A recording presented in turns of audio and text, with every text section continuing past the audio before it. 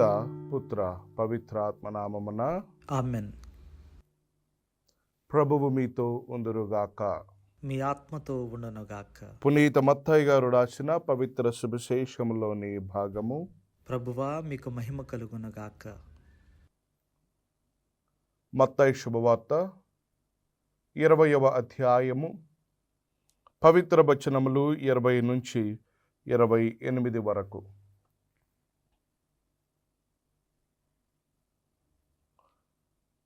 అంతట జబదాయి కుమారుల తల్లి తన కుమారులతో యేసు వద్దకు వచ్చి మోకరించి ఒక మనవిని చేయబోగా, నీ కోరిక ఏమి అని యేసు ఆమెను అడిగెను. అందుకు ఆమె, నీ రాజ్యములో నా 2 కుమారులలో ఒకడు నీ కుడి వైపునను ఒకడు ఎడమ వైపునకు కూర్చుండ సెలవిమ్ము అని మనవి చేసెను. అందులకు యేసు, మీరు కోరినదేమో మీరెరుగరు. నేను పానము చేయు పాత్ర నుండి మీరు పానము చేయగలరా అని పలుకగా, చేయగలము అని వారిరువురు సమాధానమిచ్చిరి. అందుకు యేసు, మీరు నా పాత్ర నుండి పానము చేసెదరు, కానీ నా కుడి ఎడమల కూర్చుండ చేయునది నేను కాదు, నా తండ్రి ఏర్పరిచినటువంటి వారికే అది లభించును అనెను. తక్కిన 10 శిష్యులు దీనిని వినినప్పుడు ఆ 2 సోదరులపై కోపపడిరి. యేసు శిష్యులను కూడబిలిచి వారితో ఇట్లనెను,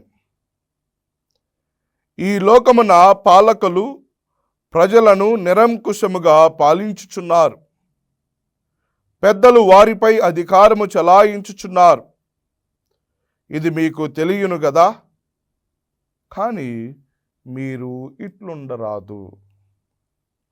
మీలో ఎవడైనా గొప్పవాడు కాదలిచినా అతడు మీకు సేవకుడుగా ఉండవలయును. మరియు మీలో ఎవడైనా ప్రథముడు కాదలిచినా అతడు మీకు దాసుడై ఉండవలయును. అట్లే మనుష్య కుమారుడు సేవించుటకే కానీ సేవింపబడుటకు రాలేదు.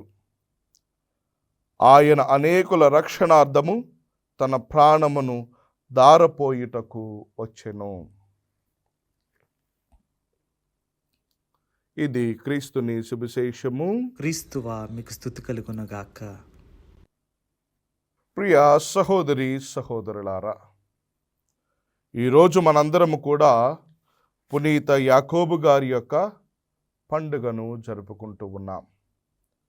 ఈయన యేసు ప్రభుని యొక్క 12 మంది శిష్యులలో ఒకడు. పునీత యాకోబు గారు జబదాయి కుమారుడిగా, యోహాను సోదరుడిగా మత్తయి శుభవార్త 4వ అధ్యాయము 21వ వచనములో మనందరము కూడా చదువుతూ ఉన్నాం. వీరిని పెద్ద యాకోబు అని కూడా పిలుస్తూ ఉంటారు. గలిలయ సరస్సు తీరంలో యాకోబు తన సహోదరునితో మరియు తండ్రితో కలిసి వలలను చక్కబెట్టుకొని చిన్న సమయంలో దేవుడు వారిని పిలుస్తూ ఉన్నాడు. పిలిచిన వెంటనే తండ్రిని వలను విడిచిపెట్టి యేసును వెంబడించినటువంటి వ్యక్తి ఈ యొక్క యాకోబు గారు. యేసు ప్రభువు ప్రత్యేకముగా ఎన్నుకున్నటువంటి ఈ 12 మంది శిష్యులలో పేతురు, యోహాను, యాకోబులు అంతరంగిక సన్నిహితులుగా ఉన్నారు. ప్రియ సహోదరి సహోదరులారా, క్రీస్తు శకము 44వ సంవత్సరములో హేరోదు రాజు యాకోబు గారిని కత్తితో పొడిచి చంపించారు అని అపోస్తుల కార్యములు 12వ అధ్యాయము 2వ వచనంలో మనందరం కూడా దీనిని చదవవచ్చు. ఈ విధముగా జీవించినటువంటి ఈ వ్యక్తి యొక్క జీవితాన్ని మనందరం కూడా క్షుణ్ణముగా పరిగణించాలి. ఎప్పుడైతే ప్రియులకు దేవుని బిడ్డలారా యాకోబు యోహాను గారుల యొక్క తల్లి దేవుని చెంతకు వచ్చి, అయ్యా నాకున్నటువంటి 2 బిడ్డలను నీకు సమర్పించి ఉన్నాను కదా, సమర్పించబడినటువంటి నా బిడ్డలను ఒకరు కుడి ప్రక్కన మరి ఒకరు ఎడమ ప్రక్కన కూర్చునేటువంటి అవకాశాన్ని ఇవ్వు నాయనా అని తల్లి దేవునికి ఒక కోరికను సమర్పిస్తూ ఉన్నది. ప్రియులకు దేవుని బిడ్డలారా, ఆ విధమైనటువంటి మాటలు పలికినటువంటి ఆ తల్లిని చూసినటువంటి దేవుడు పలికినటువంటి మాట, ఇది నా చేతులలో ఏమీ లేదు. ఏమంటూ ఉన్నాడు? ఇదంతా కూడా నా తండ్రి యొక్క సమక్షంలో ఉన్నది. అయినా కానీ మీరు నా పాత్ర నుండి పానము చేయగలరా అని దేవుడు పలికినటువంటి మాటలను మనము గమనించాలి.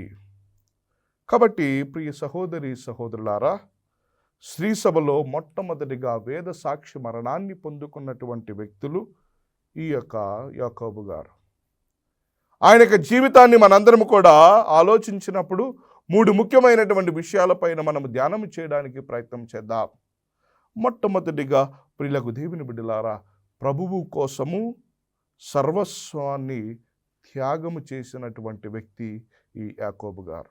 మత్తయి శుభవార్త 4వ అధ్యాయం 21వ వచనములో యేసు ప్రభువు యాకోబును యోహానును పిలిచినప్పుడు వారు వెంటనే తమ తండ్రిని తమ వృత్తిని అన్నిటిని కూడా వదిలిపెట్టి దేవుని దగ్గరకు వెళుతూ ఉన్నారు. ప్రభువుని వెంబడిస్తూ ఉన్నారు. ప్రభువే సర్వస్వము అనుకొని ముందుకు సాగినటువంటి వ్యక్తి ఈ యాకోబు గారు. కాబట్టి ప్రభువు కోసము అన్నింటినీ త్యాగము చేసి చివరకు తన ప్రాణాన్ని కూడా ప్రభువునకే అర్పించినటువంటి పునీతుడు ఈ యాకోబు గారు. ఇక రెండవది, ప్రభువు ప్రక్కనే ఉండాలి అని, ప్రభువునకు దగ్గరగా కూర్చోవాలి అని ఆశించినటువంటి వ్యక్తి ఈ యాకోబు గారు. నేటి సువార్తలో మనం చదువుతూ ఉన్నాం, ఈ 2 అన్నదమ్ములు కూడా ప్రభు యేసు ప్రక్కన కుడి ప్రక్కన ఒకరు ఎడమ ప్రక్కన ఒకరు కూర్చోవాలి అని ఆశించారు. ప్రభువుతో ఉండాలి అనేటువంటి ఆశ ఉన్నది. ప్రభువుకి కుడి ప్రక్కన ఎడమ ప్రక్కన అంత దగ్గరగా మేము ఉండాలి అనేటువంటి ఆశించారు. ప్రభువు ఎక్కడికి వెళితే అక్కడికి వెళ్ళాలి అనుకున్నారు. ప్రభు ఏమి చెబితే అది చేయాలనుకున్నారు. అందుకనే వారు దేవునికి దగ్గరగా ఉన్నారు కాబట్టే, దేవునికి సన్నిహితముగా ఉండడానికి ప్రయత్నం చేస్తూ ఉన్నారు కాబట్టే ప్రభు యొక్క జీవితంలో జరిగినటువంటి సంఘటనలను వీరిని కూడా దేవుడు తీసుకొని వెళుతూ ఉన్నాడు. వాటిలో ముఖ్యముగా యేసు ప్రభువు తన యొక్క దివ్య రూప ధారణలో వీరిని కూడా తీసుకొని వెళ్ళారు. అదేవిధంగా యాయీరు కుమార్తె స్వస్థతలో జరిగేటువంటి సమయంలో గెత్సెమనేటువంటి తోటలో ప్రభువు వెళ్ళినప్పుడు వీరిని కూడా తీసుకొని వెళుతూ ఉన్నాడు. అంటే ప్రియులకు సహోదరి సహోదరులారా, దేవునికి దగ్గరగా ఉంటే అతనిలో ఉండవలసినటువంటి సాన్నిహిత్యాన్ని ఇంకా బలపరుచుకోవచ్చు. దేవునికి ఎంత దగ్గరగా ఉంటే, దేవునికి ఎంత దగ్గరగా నీవు కూర్చోవాలని ఆశపడుతూ ఉంటే అంత దగ్గరగా దేవుడు నీకు దగ్గరగా వస్తూ ఉంటాడు. అందుకనే మనము చూసినట్లయితే దేవాలయంలో కొంతమంది పెద్దవాళ్ళను గమనించినట్లయితే వాళ్ళు మాత్రమే దేవునికి దగ్గరగా ఉండాలి అని ముందుకు వెళుతూ ఉంటారు. మొట్టమొదటి బెంచీలో కూర్చోవడము, మొట్టమొదటి కుర్చీ వేసుకొని ఎదురుగా కూర్చొని దేవుని యొక్క సాన్నిహిత్యాన్ని వాళ్ళు అనుభవిస్తూ ఉంటారు. దురదృష్టకరం ఏమిటి అంటే, మన సమాజంలో మన యొక్క కథోలిక విశ్వాసంలో ఉన్నటువంటి యువతి యువకులు చాలామంది దేవాలయానికి వెళ్ళినప్పుడు గుడికిలో చివరి భాగాలను కూర్చుంటూ ఉంటారు. కానీ ఈరోజు యాకోబు గారు నేర్పించేటువంటి పాఠము కూడా ఇదే. నేను దేవునికి కుడి ఎడమల కూర్చోవాలని ఆశపడ్డాను. అది అధికార వ్యామోహము కాదు, కానీ ఆయన చిందించేటువంటి రక్తాన్ని కూడా నేను అనుభవించి నేను కూడా ఆ విధమైనటువంటి వేద సాక్షి మరణాన్ని పొందాలి అనేటువంటి ఆలోచనతో ఆయన ముందుకు వెళ్ళాడు. ప్రియులకు దేవుని బిడ్డలారా, వేద సాక్షి మరణము ద్వారా ఎల్లప్పుడూ ప్రభువునకు దగ్గరగా ఉండేలాగా తన జీవితాన్ని మలుచుకున్నటువంటి వ్యక్తి ఈ యాకోబు గారు. మూడవది, సువార్త వ్యాపింప చేయాలి అని ఆశ కలిగి జీవించినటువంటి వ్యక్తి ఈ యాకోబు గారు. పవిత్రాత్మ దేవుడు ఎప్పుడైతే శిష్యులపైన ఆవరించిన తర్వాత, పెంతెకోస్తు పండుగ తర్వాత, ప్రియులకు దేవుని బిడ్డలారా, తాను స్పెయిన్ దేశానికి వెళ్ళాడు. వెళ్ళి అక్కడ దేవుని యొక్క సువార్తను ప్రకటింపచేశాడు. తన శ్రీసభ చరిత్ర మనకు బోధిస్తూ ఉన్నది. ఆ స్పెయిన్ దేశంలో వెళ్ళి సువార్తను ప్రకటించినటువంటి వ్యక్తి యాకోబు గారు. కాబట్టి ప్రియ సహోదరి సహోదరులారా, ఈ 3 విషయాలు మనము మన హృదయాలలో పదిలపరుచుకోవాలి. ఏంటిది అది? ప్రభువు కోసము సర్వస్వము త్యాగము చేసేటువంటి హృదయాలుగా మన హృదయాలు మారాలి. రెండోది, ప్రభువునకు దగ్గరగా ఉండేటువంటి ఆలోచన, అటువంటి విశ్వాసము కలిగి జీవించాలి. మూడవదిగా, ప్రియులకు దేవుని బిడ్డల దేవుని యొక్క సువార్తను వ్యాపింపచేయాలి అనేటువంటి విశ్వాసంతో ముందుకు నడిచేటువంటి విశ్వాసులుగా మన జీవితాలు మారాలి. అప్పుడే ప్రియులకు దేవుని బిడ్డలారా, యాకోబు గారిలాగా మనము కూడా త్యాగాలు చేసి ప్రభువు దగ్గర ఉండి మన జీవితము ద్వారా సువార్తను వ్యాపింపచేసి ఆయనలాగా పునీతులుగా మారడానికి ప్రయత్నం చేద్దాం. ఆ విధమైనటువంటి గొప్ప విశ్వాసాన్ని దేవుడు మనందరికీ కూడా దయచేయాలి అని ప్రార్థన చేసుకుందాం. ప్రార్థించుదాము. ఓ ప్రభువా, యాకోబు తన మరణము ద్వారా మీ మరణము భాగస్థులమైనట్లు మేము మా జీవితము ద్వారా మీతో ఉండే కృపను మాకు దయచేయండి. ఆయనలాగా నీకు దగ్గరగా ఉండేటువంటి గొప్ప మనస్సును, విశ్వాసాన్ని మాకు దయచేయండి. నీ కోసము సర్వస్వం త్యాగము చేసేటువంటి బిడ్డలుగా మమ్మలను మలచండి. నీ సువార్త వ్యాప్తి కోసము నేను కూడా నా వంతు, నా జీవితాన్ని నీకు అర్పించేటువంటి బిడ్డగా మమ్మల్ని అందరిని కూడా మలచమని ఈ మనవులను మా నాథుడైన యేసుక్రీస్తు నామములో అడిగి వేడుకొనుచున్నాము. ఆమేన్. ఆమేన్.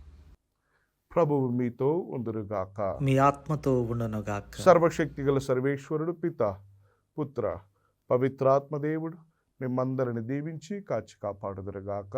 ఆమేన్. ఆమేన్. గుణదల మాత మా ఆశ్రయం, కరుణామయీ నీవే మా జీవనం, విజయవాడ వెలుగై నిలిచినవే మరియమ్మ, నీవే మా ధైర్యం.